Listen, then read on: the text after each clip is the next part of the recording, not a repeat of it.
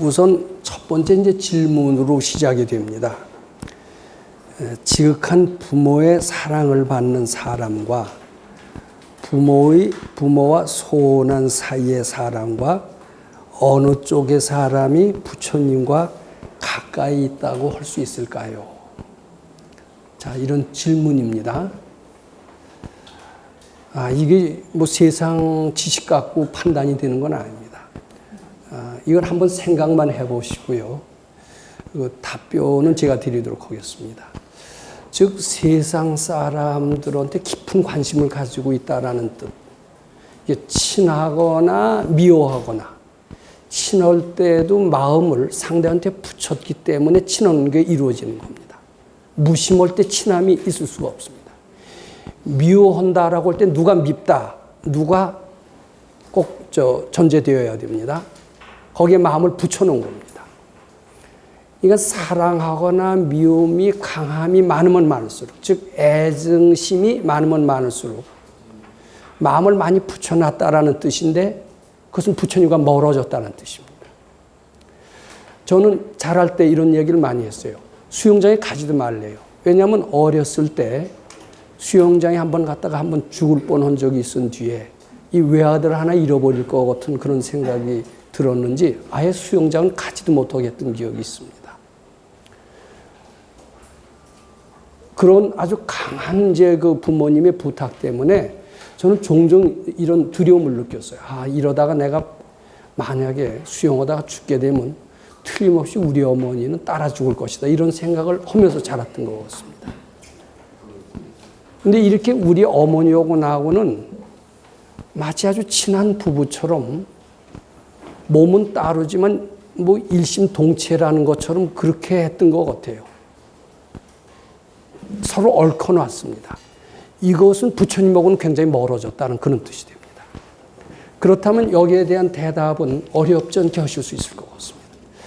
지극한 처자에 대한 사랑을 가진 사람이 있습니다. 자식을 위해서는 모든 것을 바친다라고 얘기하는 사람이 있습니다. 예술가들은 그것을 멋지게 표현하면서 잘 표현하면 훌륭한 예술가라고 얘기를 합니다.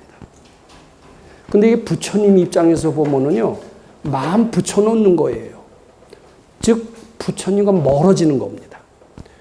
근데 멀어지고서도 잘 살 수만 있으면 얼마나 좋겠습니까? 근데 부처님과 멀어지고 세상에 마음을 붙여놓으면 결과가 어떻게 되느냐 하면, 결과가 마음을 부처님과 멀어지고 세상의 부귀영화라든지 뭐 이런 사람이나 사물에 붙여놓게 되면은, 근데 사랑과 사물, 부귀영화라는 게 실제로 있는 게 아니래거든요. 있는 게 아닌데 있는 것처럼 하고 그것을 지상의 가치로 알고 그것을 추구하면 추구할수록 부처님한테서는 멀어지고 없는 것을 있는 것으로 보기 때문에 깜깜하고 지혜가 없어진다는 겁니다. 깜깜하고 지혜가 없어지는 결과 재앙으로 연결이 된다는 겁니다. 처음에는 재앙인지 뭔지 모르죠. 그냥 이런 맛에 사는 거 아니냐 그러고 가는 겁니다. 반대로 그런 데서 떨어져서요, 부처님을 자꾸 향하면은 재앙이 확실히 소멸된대요. 저는 가끔 스님들한테 이런 얘기를 꼭 신도들한테 해주셨으면 하고 속으로 원할 때가 있습니다. 뭐 때문에 절이 나오느냐? 부처님 향해라. 부처님 시봉해라. 근데 이렇게 얘기하시는 분은 좀 제가 생각하기에 좀 상당히 잘못으로 저는 생각을 합니다. 뭐냐면 가족을 부처님으로 알아라. 가족에 봉사해라.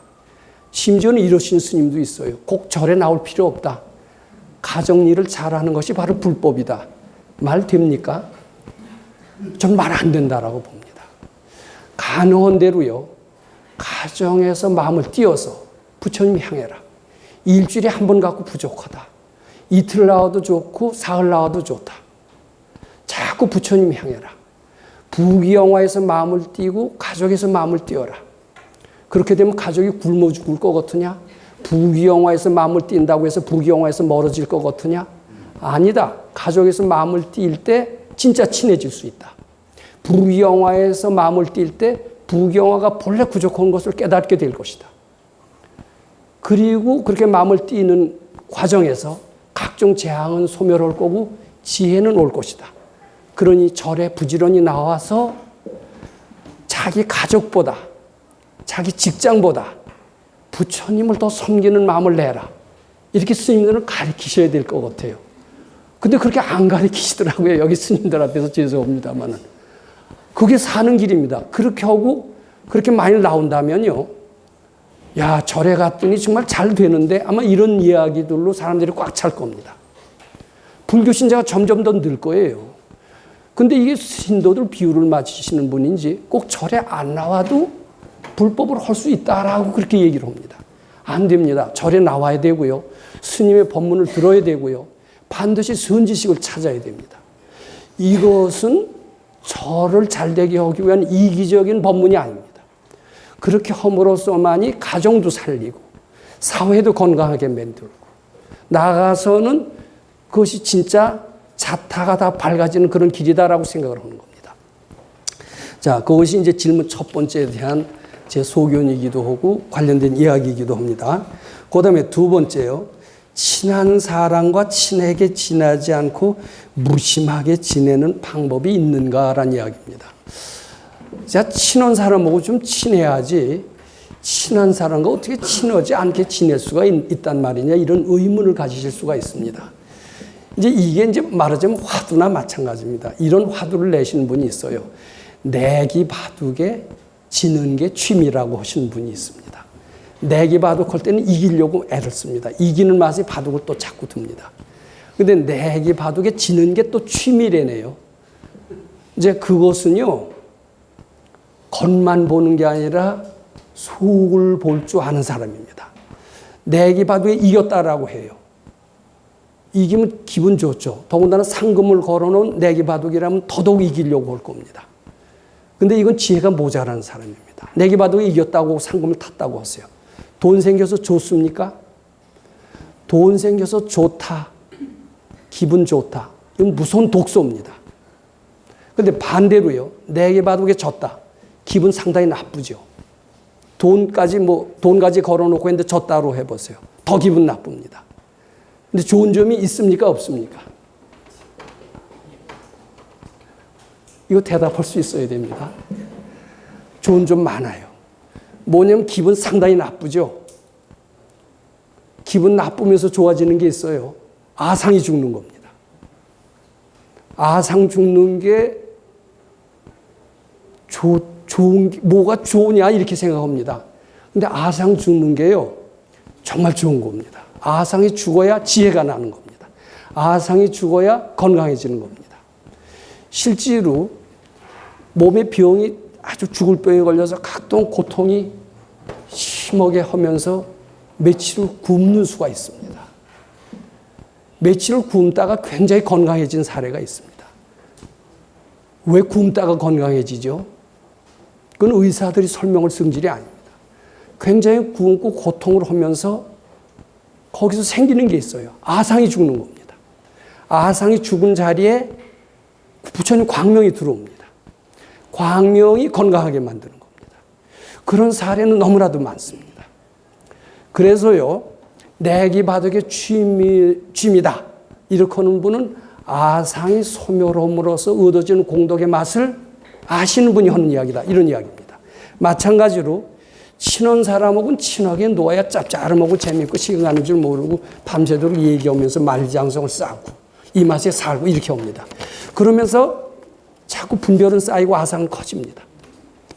근데 정말 공부의 맛을 아는 사람, 건강의 맛을 아는 사람은 서로 친한 자리에서 그저 냉랭하게 지낼 수 있는 이런 마음의 어떤 자세가 가져지게 된다. 이런 말씀을 알고 그런 사람이라면은 충분히 그렇게 할 수 있다. 이런 말씀 드리고자 합니다. 그 다음에 이제 질문 셋입니다. 꿈 이야기를 좀 하겠습니다. 꿈에 부모를 죽이고 처자를 죽이는 꿈을 꾸었다면 이는 길몽인가요? 흉몽인가요? 길몽이면 길몽, 흉몽이면 흉몽인 그 이유가 있다면 그것은 무엇입니까? 이제 이것도 이제 질문입니다만은 제가 꿈은 많이 꾸고요. 또 그 도인 앞에서 많은 그 꿈에 대한 그 논평을 들었기 때문에 이 꿈에 대해서는 스스로 좀 안다라고 생각하고 다른 사람의 꿈 얘기에 대한 의견도 많이 얘기해 드리고 그럽니다. 그런데 이 꿈은요, 물론 개꿈이라고 하는 현재 생각 그대로 꾸어지는 꿈이 있습니다. 그것은 이제 소위 개꿈이라고 해서 아무 의미가 없어요. 아이, 저거 어쩐지 시원찮은 놈이다. 근데 꿈에 나타나서 그 친구가 나를 사기를 치거든요. 근데 그게 사기꾼이 아니에요. 자기 평소에 그런 생각을 가지고 있기 때문에 꿈에 그렇게 나타난 겁니다. 그런 꿈은 아무 의미가 없는 꿈입니다. 그런데 꿈에요, 전혀 상상치도 않은 일이 일어나는 것을 종종 체험합니다. 그때 그 꿈은 자기 잠재의식을 보는 겁니다. 자기 속마음을 보는 겁니다. 자기 참마음을 보는 거예요. 그래서 꿈은 자기 잠재의식을 보는 것이다. 자기 마음을 보는 것이다. 이렇게 보면 됩니다. 그 다음에 꿈의 부모가 있습니다. 꿈의 부모. 현실의 부모는 절대로 분별내서는 안 되고 효도해야 될 아주 공경해야 될 그런 존재입니다. 근데 꿈의 부모는요, 꿈의 부모는 전혀 그런 게 아닙니다. 꿈의 부모는 자기 잠재의식, 전생에 가져왔던 그런 업보의 부모입니다. 꿈의 부모는요, 현실의 부모하고 틀려요. 업보의 부모입니다. 즉, 꿈의 부모를 봤다라는 것은 애증을 봤다, 이렇게 봐도 틀림없습니다. 우리는요, 살생을 잘 못합니다. 근데 속으로는요, 아주 미운 사람이 있으면 많이 죽여요. 아유, 저 쓰레기 같은 인간. 저것만 없으면은 내가 좀 심평이 피겠는데. 저는 하는 일마다 나를 방해하고 경우에 따라서는 치명상을 날린다. 근데 겉으로 죽이고 싶어도 법에 걸리고 뭐가 걸리고 그래서 못합니다. 근데 속으로는요, 많이 죽입니다. 예쁜 여자가 있다라고 쳐요. 근데 그 일을 사랑하고 뭐 이렇게 포옹한다라면은 그건 법에 걸리고 체면에 걸리고 그래서 못합니다. 근데 마음속으로는 그런 일을 하는 경우는 너무나 많습니다. 즉, 이 잠재의식은 도덕, 부도덕이 없어요. 이 현재의식은 도덕을 느낍니다. 그런데 잠재의식에 가서는 도덕, 부도덕이 없습니다. 자, 그런데 이제 꿈의 부모를 죽이는 겁니다. 현재 죽였다라면 이건 난리죠. 폐류나고 뭐 이렇게 되는데, 꿈에 죽였다라는 것은 부도덕하다 이렇게 얘기해서는 안 됩니다. 자기 잠재의식의 애증을 죽인 겁니다. 그러니까 꿈의 부모를 죽였다면 굉장히 길몽입니다. 실제로 좋은 일이 일어납니다. 부모를 죽였는데 어째서 좋은 일이 일어나? 이렇게 걱정하실 거 없어요. 전 장담합니다. 아주 길몽입니다. 처자를 죽이는 거 아주 길몽입니다. 제가 궤변을 한다라고. 근데 꿈엔 못 죽이실 거예요. 현실에도 못 죽이시듯이 꿈에도 못 죽입니다. 근데 수도를 자꾸 하다 보면요, 죽이는 현상을 체험합니다. 수도를 안 하는 사람은요, 꿈에도 못 죽여요. 꿈에 죽일 수 있는 사람은 수도하는 사람만이 죽입니다. 수도하면서 애증의 업보에서 벗어나게 하는 겁니다. 이런 얘기는 들으셨을 거예요. 시체를 많이 보면은 길몽이다. 들으셨어요? 안 들으셨어요? 시체 보면 반드시 좋은 일이 일어납니다. 뭐 바로 오늘 내일 안 일어났어도 한참 있다 일어납니다. 왜냐하면 시체는 지저분하고 안 좋습니다. 우리는 생시의 시체를 보면 도망가고 싶어요. 근데 꿈속의 시체는 우리 생시에 보는 시체하고 틀립니다. 아상입니다. 아상이 죽은 거예요. 아상이 죽은 게 얼마나 좋습니까? 그래서 요런 우리가 잠재의식을 제가 좀 설명을 드리고, 이것이 마음 닦는 데 상당히 도움이 되기 때문에 이런 질문을 제가 드리는 겁니다. 그 다음에 이제 실무유법 1세 열애덕 안회욕 따라 삼약삼불이니라. 요거 아까 제가 말씀드린 거지만은 어떤 방법에 의해서 부처가 되는 게 아니라는 겁니다. 우리는 그대로 부처라는 거예요. 부처라는 표현을 이렇게 둘러서 표현했어요. 어떤 방법으로 부처가 되는 게 아니다. 부처가 되는 비법이 있는 게 아니다. 본래 부처다. 근데 우리 부처라고 못 느끼고 있습니다. 못 느끼고 있는 그것만 없으면 넌 바로 부처다. 이렇게 얘기하는 거나 똑같습니다. 그래서 못 느끼고 있는 그것은 우리의 정신력이 탕자적인 정신력을 가지고 있기 때문이다. 병든 정신을 가지고 있기 때문에 우리가 부처라고 느끼지 못하는 것이다. 이 병든 것만 건강해진다면 바로 부처임을 알게 되리라. 부처님 그렇게 얘기하실 것 같아요. 그럼 금강경을 왜 읽느냐? 부처 되기 위해서 읽는 게 아닙니다. 아까도 얘기했지만 우리의 병든 영혼을 건강하게 만드는 게 바로 금강경입니다. 우리는 뭐 하나 되면 소득심을 냅니다. 뭐 하나 되면 옳지 내가 가져야 된다라고 생각합니다. 근데 무소득심을 가지고 그것을 내가 가지기보다 부처님께 자꾸 바치는 과정에서 탐욕심이 사라지고 우리 병든 영혼이 건강해집니다.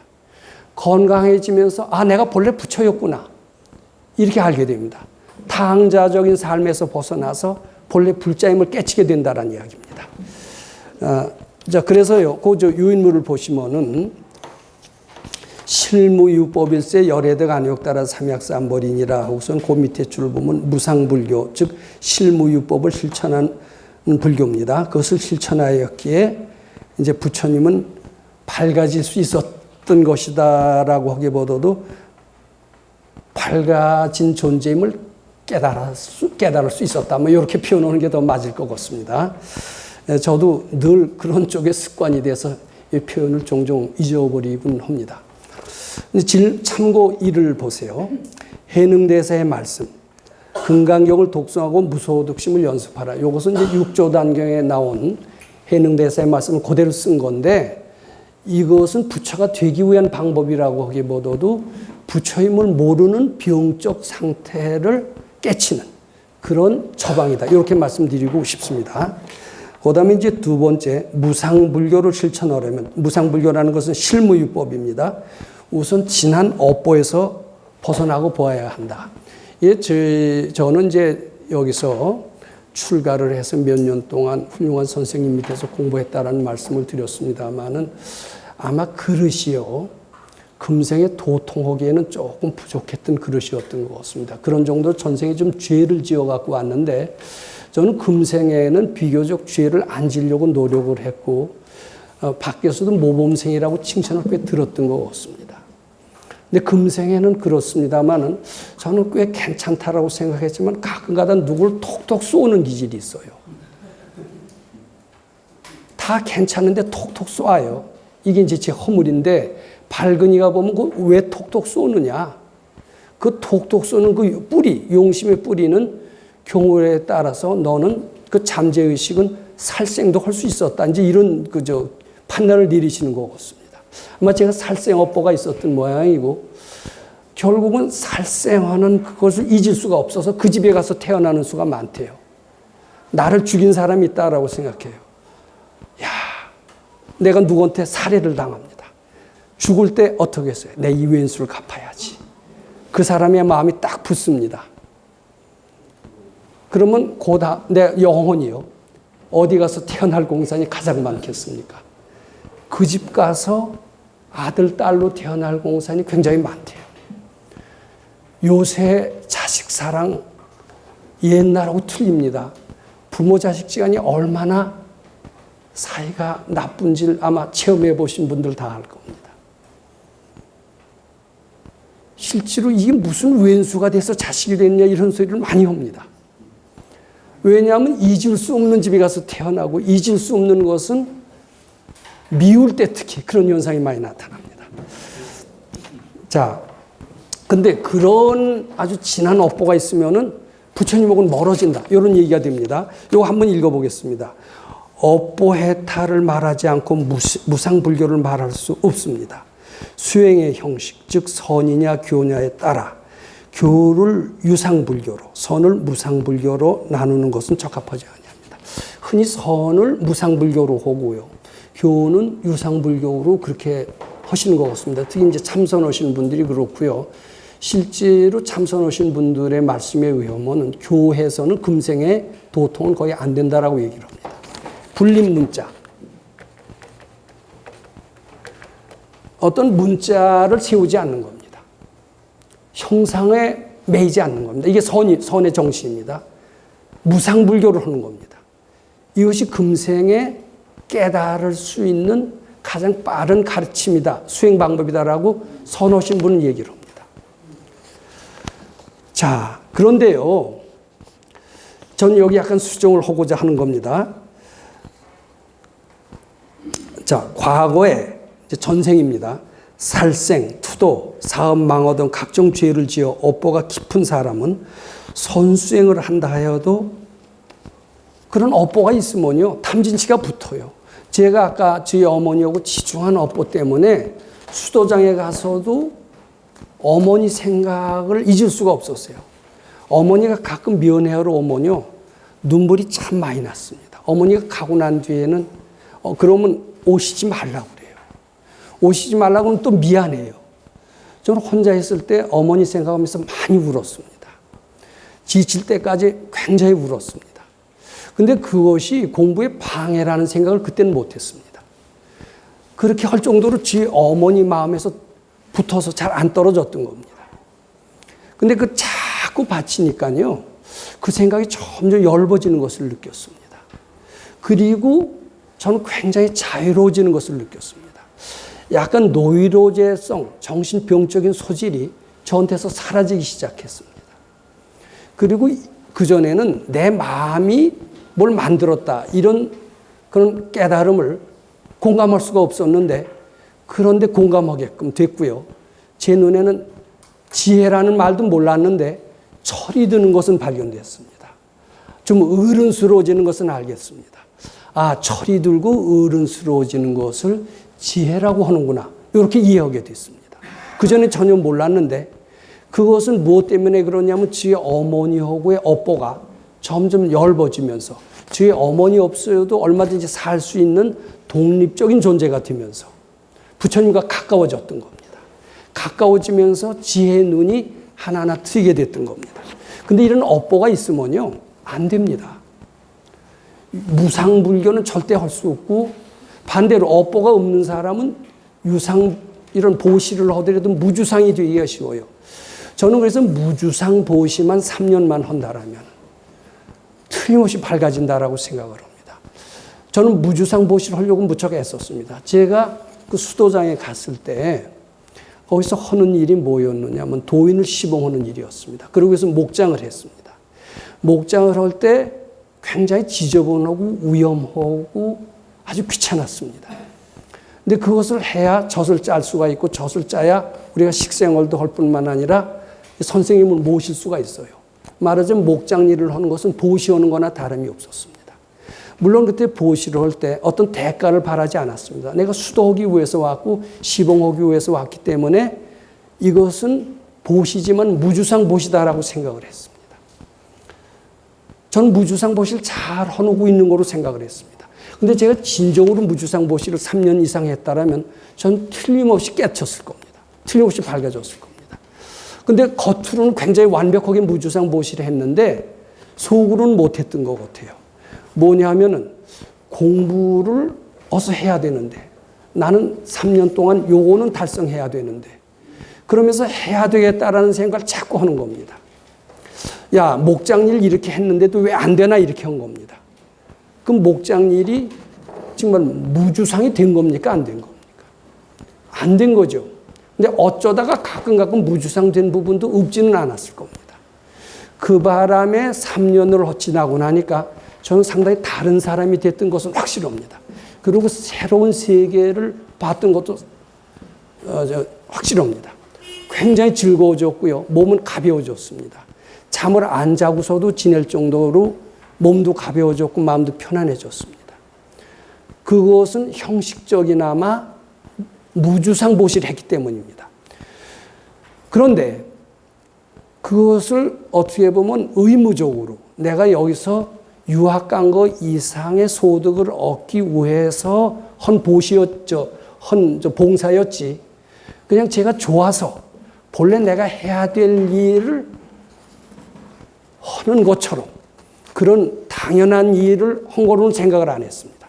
난 깨달음을 위해서 이것을 해야 된다, 이런 생각으로 했습니다. 그것은 어느 정도 대가를 바라는 마음이었고 무주상 보시가 되지 않았던 것 같습니다. 근데 나는 부모도 본래 없다. 난 여기서 생전 살아도 좋다. 도인을 모시고 하는 것은 무한한 영광이다. 이 목장 일을 하는 것을 싫어하지 않고 즐거워한다. 그리고 난 세상에 돌아가지 않고 이 길로 길이 갈 것이다. 얼마나 영광스러우냐. 이런 마음으로 3년을 했다라고 치면요. 그것이 진정한 무주상 보시가 되고 저는 밝아졌을 겁니다. 그건 장담할 수 있을 것 같습니다. 근데 저는 우리 어머니라고 하는 지중한 업보 때문에 목적을 달성해야 될 것 같고 뭘 하나 깨쳐서 우리 어머니 은혜를 보답해야 될 것 같고 이런 생각을 가지고 수도를 했기 때문에 무주상이 못 됐고 무주상이 못된 것은 그런 업보 때문이라는 것을 알게 됐습니다. 우리 어머니는 내 공부를 가장 방해하는 나쁜 인연이다라는 그런 말씀은 뒤늦게 이해가 됐다라는 겁니다. 어때요? 말 돼요? 근데 이거 공감하셔야 저 부처님이 좋아하세요. 맞습니다. 자, 그런데 이렇게 업보가 없으면요, 어떤 가르침을 해도 무주상이 되기가 쉽습니다. 근데 저처럼 이런 사랑과 미움, 다른 여자 친구 사귀고 이랬던 건 없습니다. 반대로 우리 어머니한테 잘하려고 했었던 겁니다. 근데 그게 허물이 되는 것은 몰랐어요. 근데 그게 굉장한 허물이던데요. 누구 사람 죽이는 것 못지않게 허물인 것 같습니다. 그게. 그 믿어지십니까? 부처님하고는 굉장히 멀어졌던 것 같습니다. 자, 그래서요, 여기 이제 제가 이렇게 썼습니다. 금강경 공복이 힘든 사람들. 이제 금강경 15분의 양락소법자입니다. 뭐냐 하면은 깊은 애증의 용심이 있는 사람들. 이게 전생에 살생업보를 많이 한 사람들은 사랑하고 미워하는 마음이 굉장히 강하다라고 그럽니다. 그래서 제 어머니에다 대고 자꾸 공부를 하래요. 백 선생님께서. 어머니 그리워하는 마음도 바치고 자꾸 어머니 생각나면 거기다 대고 미륵전 요래 부르고 자꾸 그래요. 근데 그게 이상하게 그럼 우리 어머니하고는 무슨 업볼까? 내가 금생에도 이렇게 친했듯이 전생에도 과연 친했을까? 이런 생각을 하면서 자꾸 거기다 대고 금강경 있고 바치고 이랬던 적이 있습니다. 근데 그냥 현실로 잘 알아지는 것 같진 않아요. 근데 꿈을 통해서 가끔 알아지고 보여지는 게 있었습니다. 그랬더니 전혀 전생은 아마 전생이 있었다면 전생은 우리 어머니하고 저하고는 그런 관계가 아니었던 것 같습니다. 서로 싸우고 좋아하고 미워하고 만일 로미오와 줄리엣이 서로 사랑으로 이제 비극적인 최후를 마칩니다. 내 생에도 서로 그렇게 아름다울까요? 왜 그렇게 서로 죽이고 그런 걸로 만났을까요? 그 이해가 안 되지만 밝은 이들은요, 속으로 살인을 행위를 하는 살생업보들의 만남이다. 아마 이렇게 얘기하실 것이 틀림없을 것 같습니다. 그런데 문학가들, 작가들은 그것을 멋지게 미화시켜서 얘기를 하면서 제2의 로미오와 줄리엣을 많이 양산시키고 있습니다. 이거 상당히 죄 짓는 겁니다. 자, 근데 이런 사람은 금강경 읽어도 금강경 재미도 없어요. 그래서 이런 훌륭한 예술가치고요. 금강경 하는 사람은 아주 드문 것 같습니다. 왜냐하면 그런 것을 멋지게 표현해야 작품이 된다라고 보지 않나 이렇게 생각을 합니다. 그 다음에 마음이 몹시 궁한 사람들. 이 돈밖에 모릅니다. 돈에 마음이 딱 붙어 있어요. 돈에 마음이 붙어 있는 것은 부처님과 멀어지는 겁니다. 수도를 하더라도요. 수도가 밥 먹여주냐 이럽니다. 수도가 밥 안 먹여줍니까?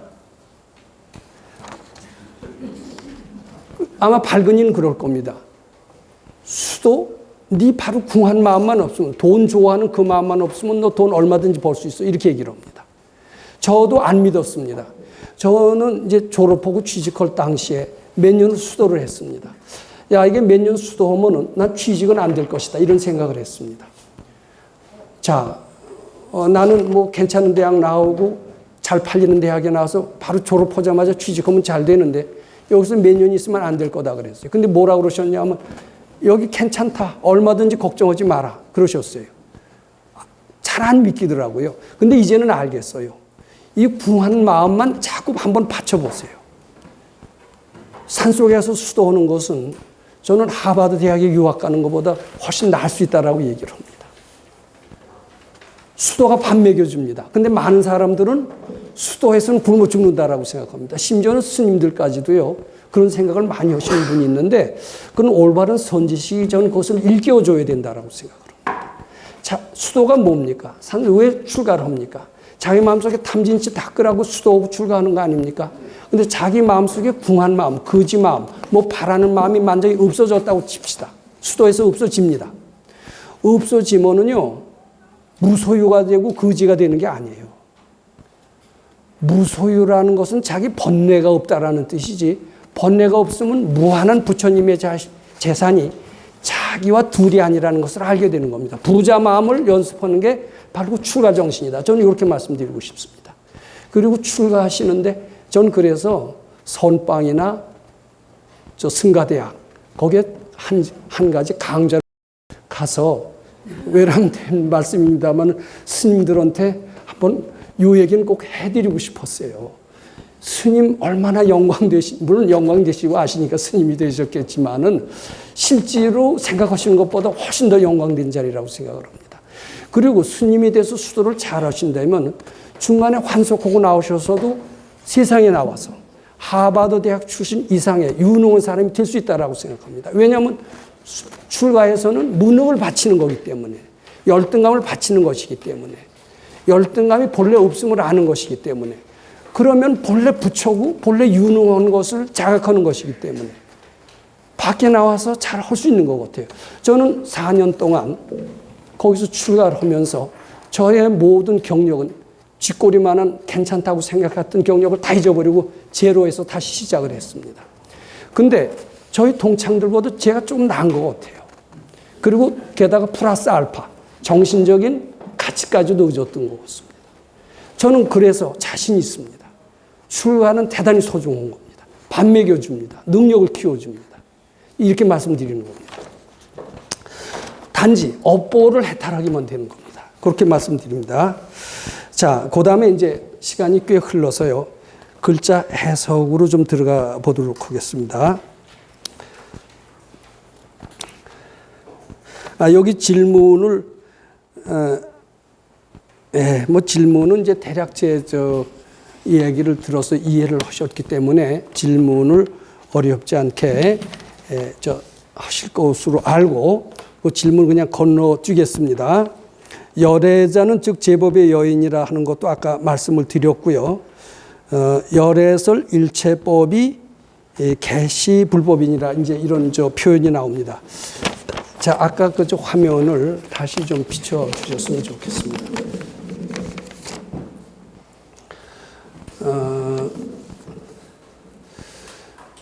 수보리야 열애소득 안우따라 삼약삼보리는 어시중이 무실무허라고 그랬어요.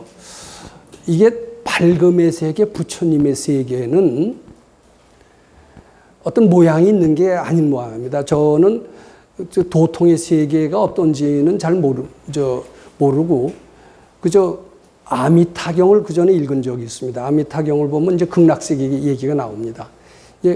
여기서 서쪽으로 10만 억국토를 가면은 한 세계가 있는데 이름이 극락세계다. 거기에 부처님이 계시는데 호를 아미타라고 한다. 이제 이런 얘기로 아미타경이 시작이 됩니다. 아미타불 극락세계에 태어나는 사람은 수명이 무량무변 아승직업이다. 일체 고통이 하나도 없다. 이런 화려한 세계가 부처님 세계인가 보다. 그런 생각을 했습니다. 그리고 어떤 화려한 그림을 그렸던 적이 있습니다. 그런데 이제 수도를 하고 나서 그 그림이 말짱 꽝이라는 것을 알게 됐습니다.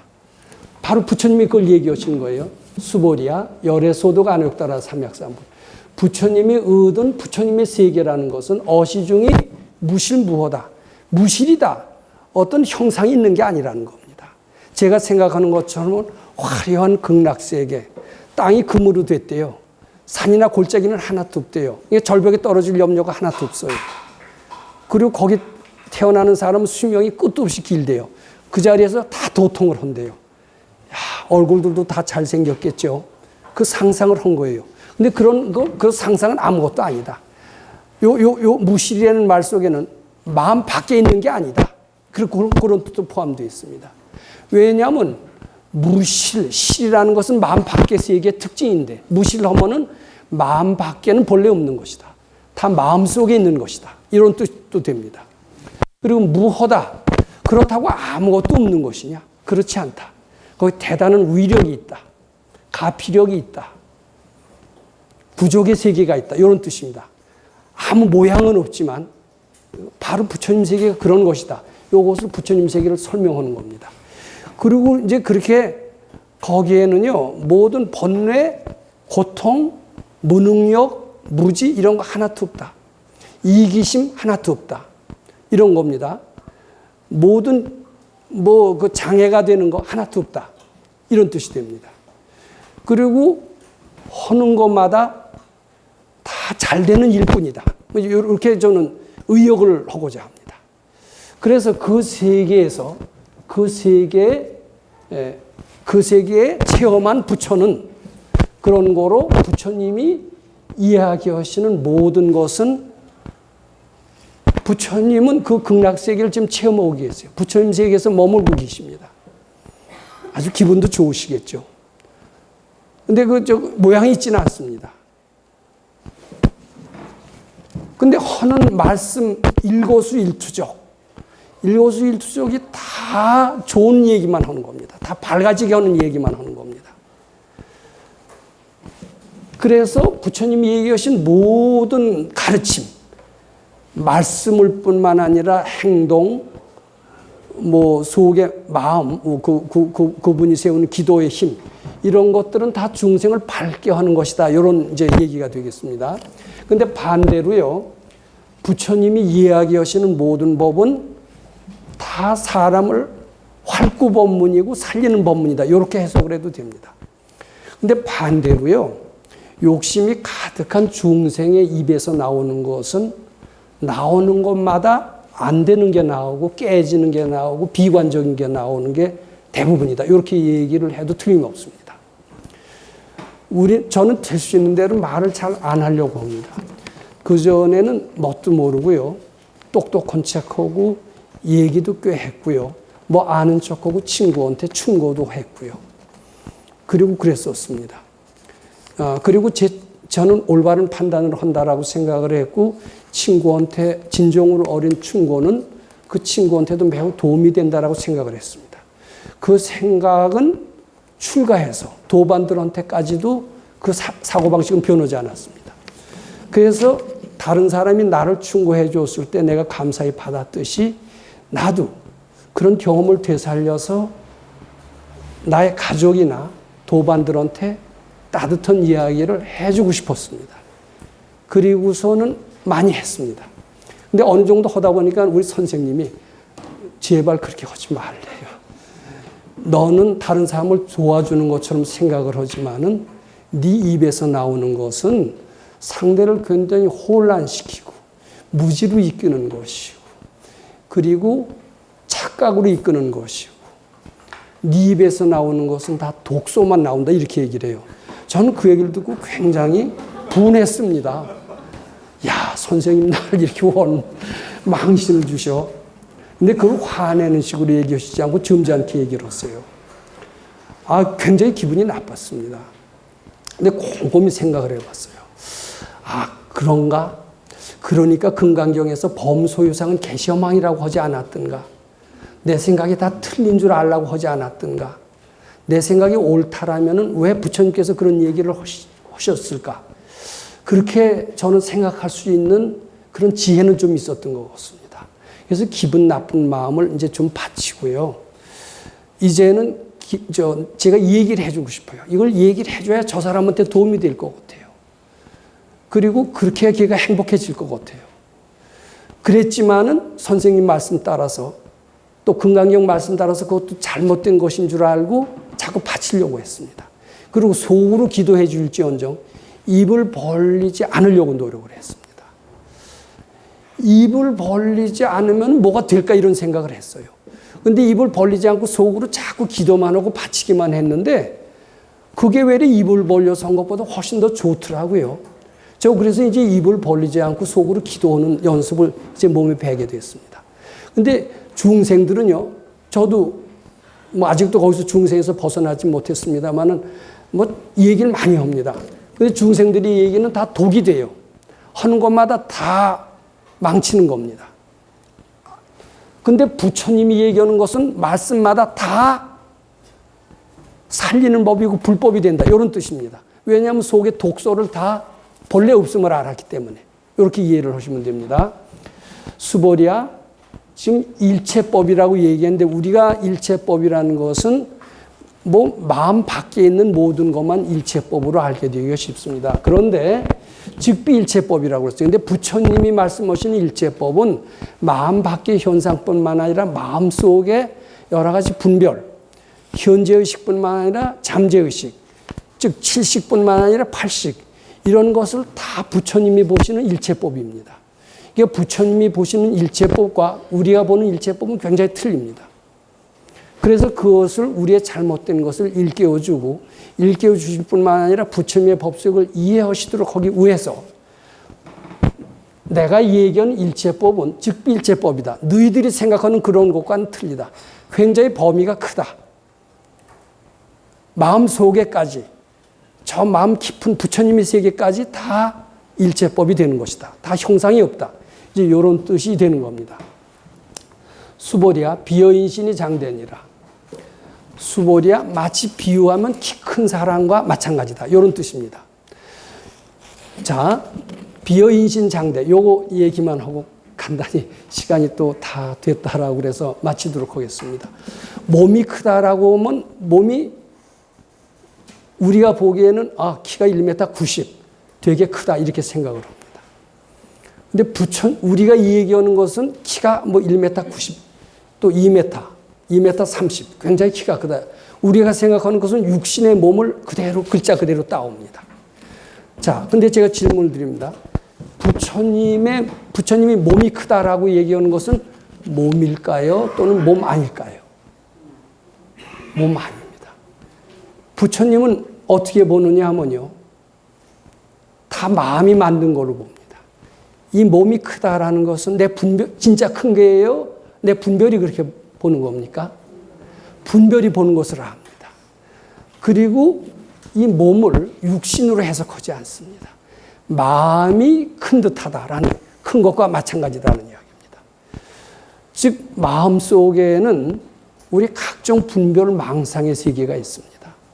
근데 이 망상의 세계가 얼마나 큰지요? 우리는 알 수가 없어요. 또 망상만 없으면 그 법력의 세계도 굉장히 크다고 그럽니다. 망상의 세계, 법력의 세계. 이건 우리가 상상할 수 없는 이야기입니다. 근데 그것을 아마 일깨워 주시고 싶으셨던 것 같아요. 비유하면 사람이 키 큰 듯하다. 이렇게 몸의 비유를 했지만은 그 몸이 아니라 몸을 만드는 그 마음을 얘기를 하는 겁니다. 우리의 분별심이 몸을 만듭니다. 제가 이런 말씀도 드렸습니다. 저는 키가 좀 작은 편입니다만은 사람이 왜 키가 작아지느냐. 요런 형편없는 놈. 그리고 다른 사람을 조그맣게 보고 무시하는 사람일수록 키가 좀 작아지는 경향이 있대요. 근데 키가 작은 사람 보면 좀 남을 무시하는 경향이 있는 것은 사실이 뭐합니다.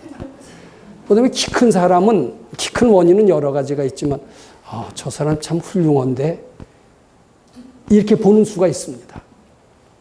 다른 사람 키 크고 훌륭하다라고 보면 자기 키가 커진대요. 아마 그거 대략 공감하실 수 있을 겁니다. 즉 이런 키가 크다라는 것은 몸이 아니라는 거예요. 마음이라는 겁니다. 근데 마음이 크다라는 것도 큰 것도 상대적인 크다는 건데 부처님이 보시는 것은 상대적인 큼을 얘기하지 않습니다. 절대적인 큼을 얘기합니다. 우리 분별망상의 세계는 굉장히 큽니다. 우리 또 분별망상이 없어진 부처님의 세계도 굉장히 큽니다. 이 큰 듯하다. 이제 그것을 소원일체법자 즉일체법 하면서 일체법이라는 것은 물질세계뿐만 아니라 정신세계, 정신세계뿐만 아니라 잠재의식의 세계, 잠재의식의 세계가 아니라 부처님 세계까지도 다 일체법이라고 하듯이 그것은 비유하면은 사람 몸이 큰 듯하다. 이렇게 대략 해석을 할 수가 있습니다. 즉 여기서 제가 강조하고 싶은 것은 문자를 만드는 것은 분별입니다. 몸뚱이를 만드는 것은 분별입니다. 겉으로 나타나는 문자나 현상을 보지 말고 그 이면의 마음을 보는 연습을 하게끔 하시려고 부처님께서는 이런 비유를 들으셨다. 이런 과정을 통해서 일체유심조를 이해해라.